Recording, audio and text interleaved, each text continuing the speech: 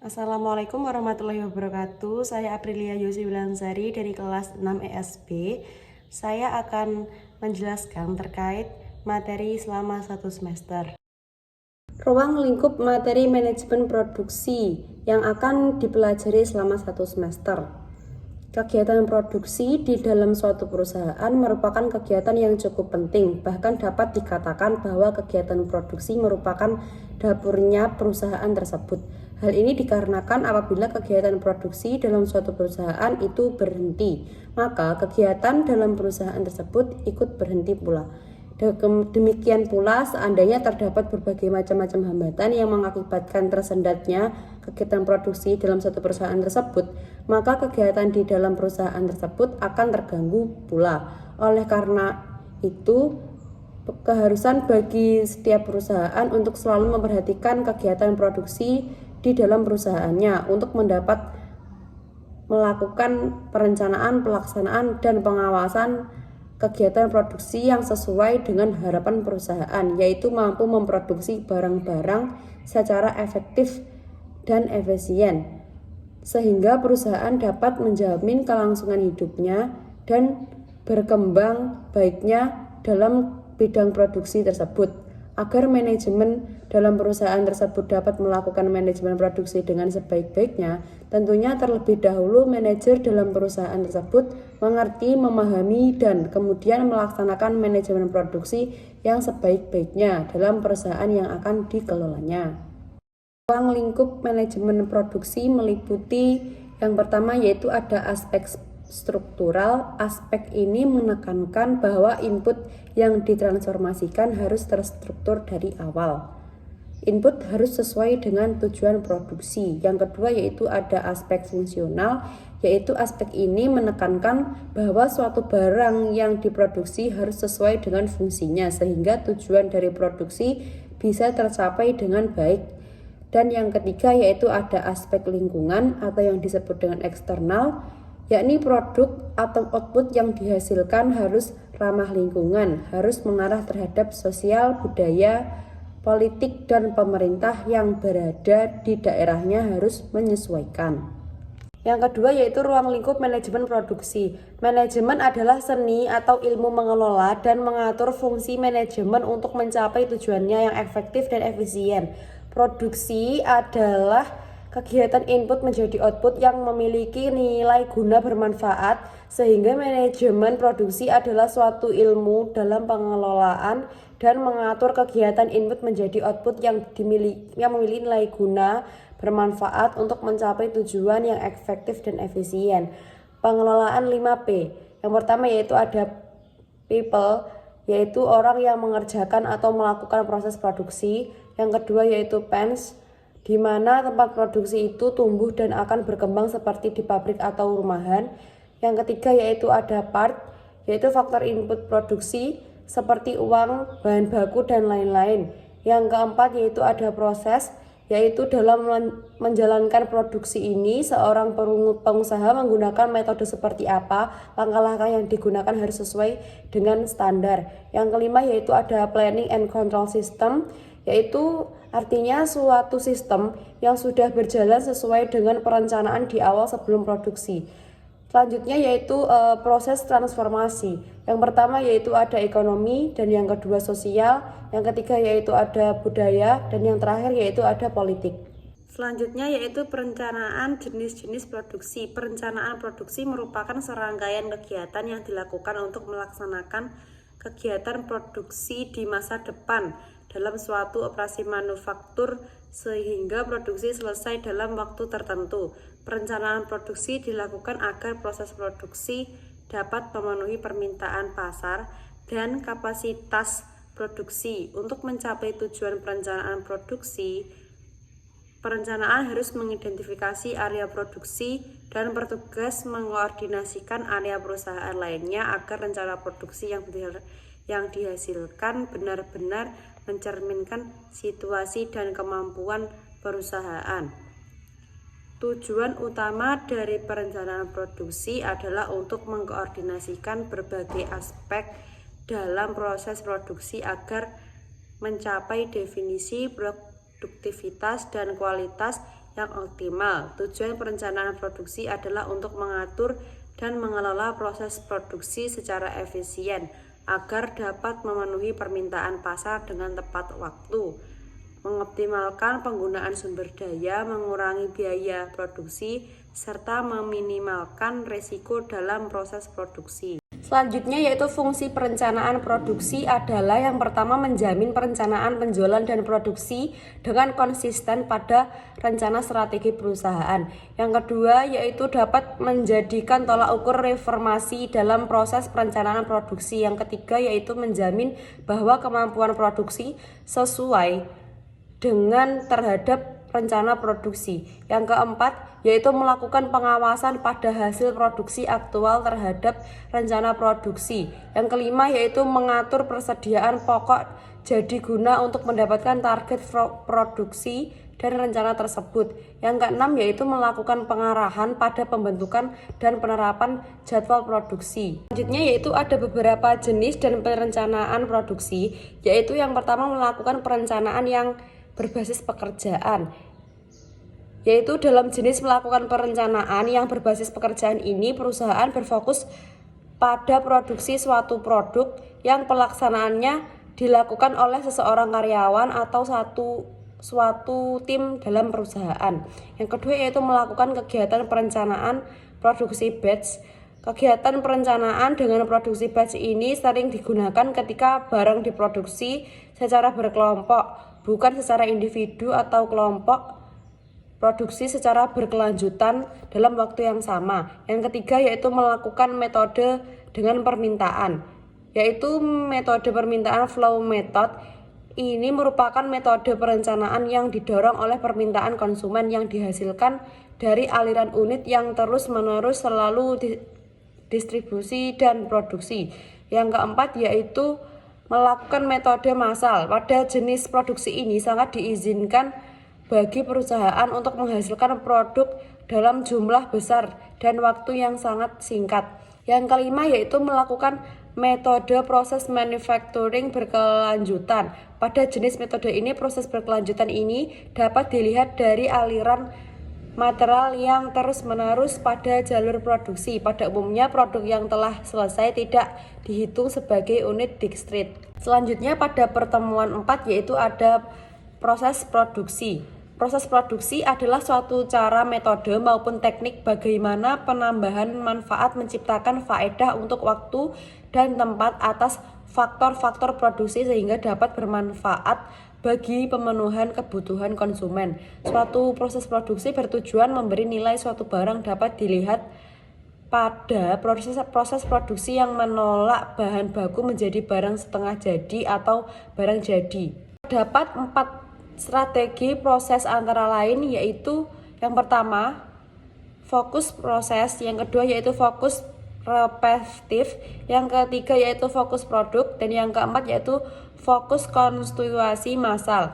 Analisis proses produksi bertujuan untuk menganalisis bagaimana proses produksi berfungsi dalam suatu perusahaan dalam menjalankan kegiatan dalam proses produksi perusahaan, selalu memperhatikan tahapan-tahapan proses produksinya. Tipe-tipe proses produksi yang pertama yaitu ada produksi individual, yang kedua yaitu produksi skala kecil, selanjutnya produksi skala besar, produksi massal, dan yang terakhir yaitu produksi custom.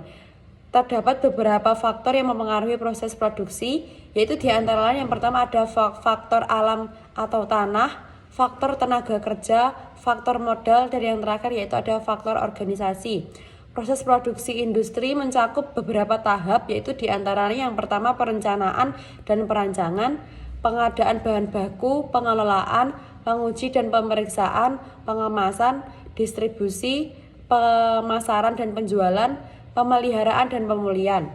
Selanjutnya pada pertemuan 5 yaitu strategi manajemen produksi. Strategi produksi adalah rencana perusahaan untuk mengubah input menjadi output yang berkaitan erat dengan aspek produksi, operasional, peralatan, fasilitas, dan sumber daya perusahaan. Strategi manajemen produksi adalah rencana terperinci yang dirancang untuk mengelola semua aspek dari proses produksi, termasuk produksi, dengan tujuan mencapai efisiensi, efektivitas, dan kualitas yang optimal dalam mencapai tujuan organisasi atau perusahaan. Pada pertemuan 6 yaitu membahas tentang tujuan dan pengendalian manajemen produksi. Tujuan manajemen produksi yaitu produksi merupakan ciptaan atau penambahan faedah bentuk waktu dan tempat atas faktor-faktor produksi sehingga lebih bermanfaat bagi pemenuhan kebutuhan manusia. Elemen-elemen pengendalian produksi yaitu GERD pada tahun 2012 mengatakan bahwa pengendalian produksi memiliki beberapa variasi aktivitas di dalamnya. Adapun variasi elemen dalam pengendalian produksi tersebut yaitu diantaranya yang pertama yaitu ada elemen ini mengontrol kualitas dan kuantitas bahan yang dibeli atau yang sedang dalam pengiriman. Yang kedua yaitu elemen ini mengontrol persyaratan ketersediaan bahan pendukung dan peralatan untuk menjalankan proses produksi. Yang ketiga yaitu elemen ini mengontrol kapasitas tenaga kerja, peralatan, dan mesin yang tersedia dan juga membantu penjadwalan produksi. Yang keempat yaitu pengendalian produksi membantu menentukan waktu pelepasan produk ke pasar. Yang kelima yaitu elemen ini juga membantu mengontrol jumlah akumulasi pekerjaan yang berada di berbagai bidang pekerjaan.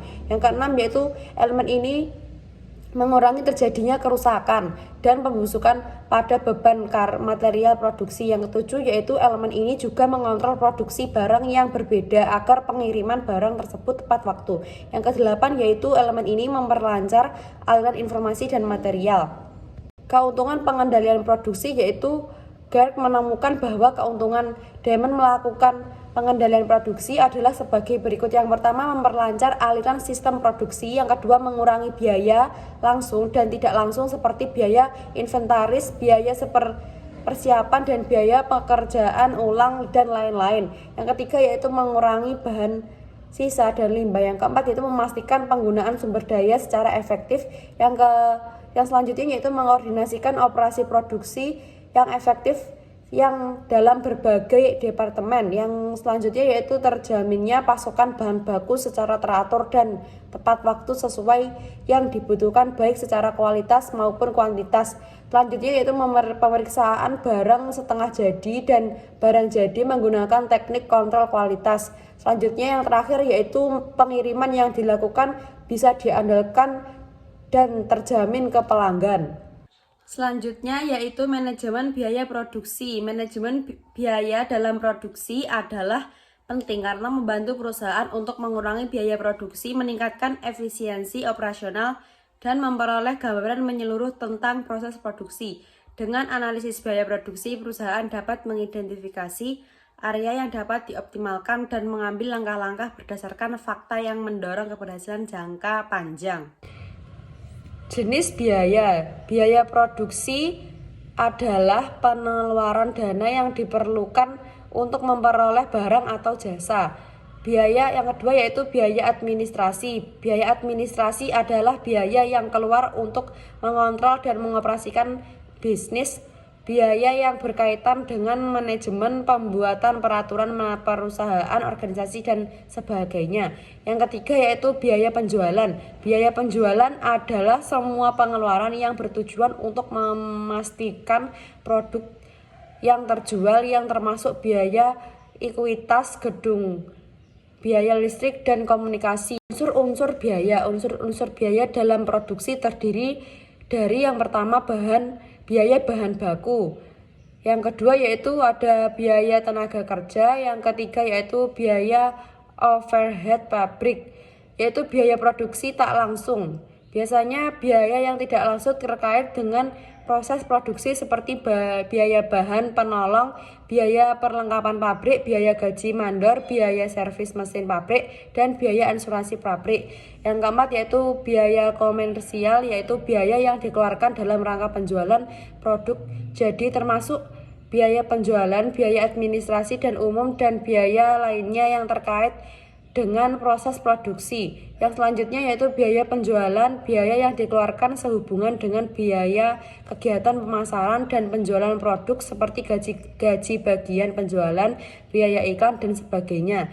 Yang selanjutnya yaitu biaya administrasi dan umum, biaya yang dikeluarkan dalam kelancaran administrasi perusahaan sesuai secara umum di luar biaya produksi dan pemasaran seperti gaji, bagian administrasi, biaya listrik dan telepon kantor, biaya sewa gudang perusahaan dan sebagainya. Selanjutnya yaitu analisis kelayakan produksi. Definisi studi kelayakan adalah penyelidiki apakah suatu proyek dapat dilaksanakan dengan sukses. Istilah proyek mengacu pada pendirian perusahaan baru atau pengenalan produk baru ke dalam bauran produk yang sudah ada. Sebuah studi kelayakan ekonomi secara komprehensif mempertimbangkan semua faktor, termasuk yang berkaitan dengan aspek teknis pasar, pemasaran keuangan, administrasi, dan hukum, serta manfaat yang akan dihasilkan oleh proyek untuk mengevaluasi keberhasilan proyek secara keseluruhan diperhitungkan dalam analisis rinci. Faktor-faktor yang penting dalam studi kelayakan di antara lain yaitu yang pertama ada sumber daya alam, di mana sumber daya alam ini seperti tanah, air, dan bahan baku merupakan faktor produksi yang penting. Studi kelayakan produksi harus mencakup analisis ketersediaan sumber daya dan cara pemanfaatan dalam proses produksi. Yang kedua yaitu ada modal. Modal merupakan faktor produksi yang penting. Studi kelayakan produksi harus mencakup analisis biaya produksi termasuk biaya modal dan diperlukan untuk membeli bahan mentah, membangun fasilitas produksi, dan membeli peralatan. Yang ketiga yaitu tenaga kerja. Tenaga kerja merupakan faktor produksi yang penting. Studi kelayakan selanjutnya yaitu ada beberapa indikator kelayakan produksi. Yang pertama yaitu ada efisiensi produksi, yang kedua yaitu ada kualitas produk, yang ketiga yaitu ketersediaan bahan baku, yang keempat yaitu ketersediaan tenaga kerja, yang kelima yaitu ketersediaan modal, yang keenam yaitu ketersediaan fasilitas produksi, yang selanjutnya yaitu ketersediaan sumber daya alam, yang terakhir yaitu ada ketersediaan jaringan logistik. Selanjutnya yaitu pengelolaan manajemen risiko. Pengelompokan risiko yaitu risiko dinamis yang digunakan. Sebuah risiko ini terjadi karena adanya perkembangan perekonomian. Dalam risiko dinamis terdiri dari 3 macam, yaitu yang pertama yaitu ada risiko manajemen. Yakni risiko manajemen merujuk pada risiko yang timbul dari keputusan manajemen yang diambil dalam menjalankan aktivitas bisnis atau organisasi. Yang selanjutnya yaitu ada risiko pasar, yaitu merujuk pada risiko yang timbul dari fluktuasi harga atau nilai aset kegunaan akibat perubahan kondisi pasar. Yang ketiga yaitu ada risiko akibat inovasi, yaitu risiko akibat inovasi merujuk pada kemampuan risiko yang terkait dengan penerapan atau pengembangan inovasi baru dalam suatu organisasi. Selanjutnya yaitu ada risiko statis, yaitu risiko yang berkaitan dengan kondisi perekonomian yang statis. Selanjutnya yaitu ada risiko statis terdiri dari 4 macam, yaitu yang pertama ada masyarakat atau risiko sosial, yang kedua yaitu fisik atau risiko fisik, yang ketiga yaitu ekonomi atau risiko ekonomi, yang keempat yaitu ada untung atau rugi yang ditimbulkan dari perdagangan. Tujuan manajemen risiko yaitu yang pertama memberikan sumber informasi untuk otoritas pengawas, yang kedua yaitu meminimalkan kerugian atas risiko yang tidak terkendali adalah hal yang tidak dapat diterima. Yang selanjutnya yaitu penggunaan dana modal untuk pembatasan risiko. Yang selanjutnya yaitu memungkinkan perusahaan untuk terus eksis dengan membangun keberlanjutan. Yang kelima yaitu mampu memberikan rasa yang aman. Yang keenam yaitu pengelolaan risiko biaya yang efektif dan efisien. Yang ketujuh yaitu memastikan pemasukan dari perusahaan stabil dan memadai untuk memimpin dan memangku kepentingan lainnya. Selanjutnya yaitu etika dalam manajemen produksi. Pentingnya etika produksi. Etika produksi merupakan aturan normatif yang mencakup sistem nilai dan prinsip moral yang menjadi pedoman bagi karyawan dan menjalankan tugasnya dalam suatu perusahaan. Kombinasi antara pelaku karyawan dan etos kerja menghasilkan pernyataan mengenai etos kerja karyawan dan suatu perusahaan. Etika sangat diperlukan dalam melakukan produksi. Etika adalah tentang menghasilkan keinginan murni untuk membantu orang lain, kejujuran, bukan penipuan. Selanjutnya yaitu manajemen kinerja dan evaluasi kinerja. Manfaat manajemen kinerja yaitu yang pertama kepada organisasi, yang kedua yaitu kepada manajer, yang ketiga yaitu kepada individu. Teori motivasi untuk memperjelas efektivitas manajemen kinerja yaitu yang pertama teori penetapan tujuan, yang kedua teori kontrol, yang ketiga teori kognitif sosial. Evaluasi dan pengendalian kualitas produksi, yang pertama yaitu ada pemeriksaan awal oleh kepala grup, yang kedua pemeriksaan oleh operator quality control, yang ketiga yaitu perbaikan jika ditemukan penyimpangan, yang keempat yaitu pengulangan langkah 1-3 hingga produk memenuhi standar, dan yang terakhir yaitu penyimpanan produk yang telah memenuhi standar. Pengujian produksi, yang pertama yaitu tujuan pengujian produksi yaitu memverifikasi kesesuaian produksi, mengukur efisiensi biaya dari proses produksi, menyediakan demonstrasi produksi, memberikan data standar, mengidentifikasi dan menangani masalah, menjadi basis komunikasi teknis dalam jalannya produksi, memberikan perbandingan dengan produk lain, menentukan apakah produk tersebut sesuai untuk penggunaan akhir yang dimaksudkan, menyediakan bukti yang diperlukan dalam proses hukum seperti klaim paten atau pertanggungjawaban hukum terkait produksi. Persyaratan pengujian produksi meningkatkan efisiensi produk dan kepuasan pelanggan yaitu meliputi pendekatan sistem, data normatif, perusahaan riset yang sama, uji lingkungan nyata, variabel kritis, populasi sampel yang relevan, dan yang terakhir yaitu tindakan konservatif. Sekian dari saya, apabila ada kurang lebihnya mohon maaf. Wassalamualaikum warahmatullahi wabarakatuh.